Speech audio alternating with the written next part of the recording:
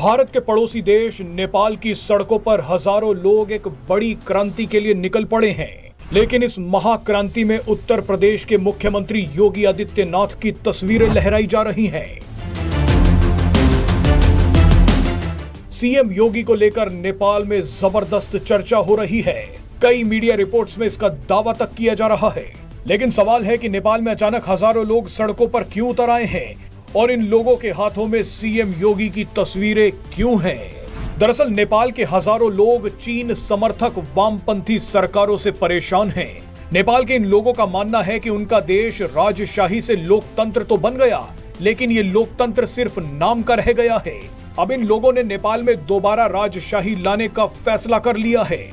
इन लोगों को नेपाल में लोकतंत्र नहीं चाहिए।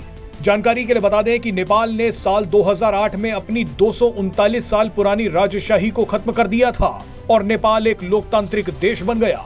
उसी दौरान नेपाल ने खुद को हिंदू राष्ट्र की जगह एक धर्मनिरपेक्ष देश भी बना लिया। लेकिन आने वाले सालों में नेपाल को इसका खामियाजा भुगतना पड़ा। 2008 से ही नेपाल में राजनीतिक अस्थिरता रही है। अपने स्वार्थों के लिए नेपाल की सरकारें चीन के नजदीक हो गई। इसका नतीजा ये हुआ कि नेपाल पर चीनी कर्ज का बोझ बढ़ गया।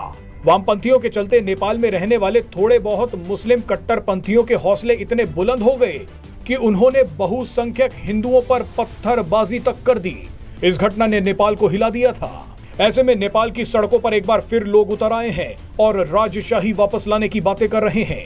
हजारों नेपाली काठमांडू में नेपाल के पूर्व नरेश ज्ञानेंद्र शाह के स्वागत में पहुंच गए। भीड़ में शामिल लोगों के हाथों में तख्तियां थी जिस पर लिखा था कि हमें अपना राजा वापस चाहिए, हमारे देश में संघीय गणतंत्र प्रणाली को खत्म करो, राजशाही को बहाल करो। इसी रैली में पूर्व राजा ज्ञानेंद्र शाह की तस्वीरें लहराई गई हैं।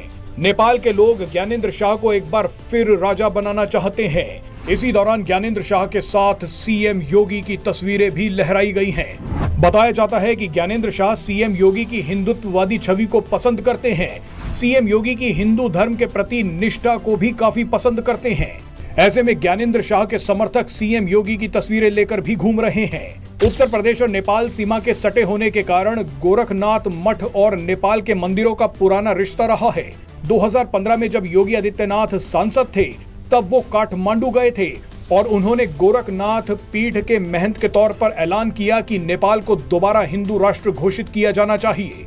योगी ने उसी समय कह दिया था कि नेपाल में गो हत्या और धर्मांतरण जैसे मामले आ रहे हैं, इन पर पूरी तरह से प्रतिबंध लगना चाहिए। हैरानी की बात देखिए कि कुछ दिन पहले ही अमेरिका की डोनाल्ड ट्रंप सरकार ने USAID नाम की एक संस्था को बंद किया है। USAID का मकसद नेपाल को एक नास्तिक देश बनाना था। इसके लिए करोड़ों रुपए भी खर्च किए गए थे। यानी योगी को 2015 में ही पता चल गया था कि नेपाल किस जाल में फंसने वाला है। मगर अब नेपाल के पूर्व राजा मैदान में उतर गए हैं। उनके हजारों समर्थक भी सड़कों पर आ गए हैं, वो भी सीएम योगी की तस्वीरों के साथ। मकसद है नेपाल को राजशाही की तरफ ले जाना। राजशाही आई तो हिंदू राष्ट्र का दर्जा भी वापस आ सकता है। ऐसे में नेपाल में शुरू हुई इस बड़ी क्रांति के पोस्टर बॉय योगी आदित्यनाथ बन गए हैं।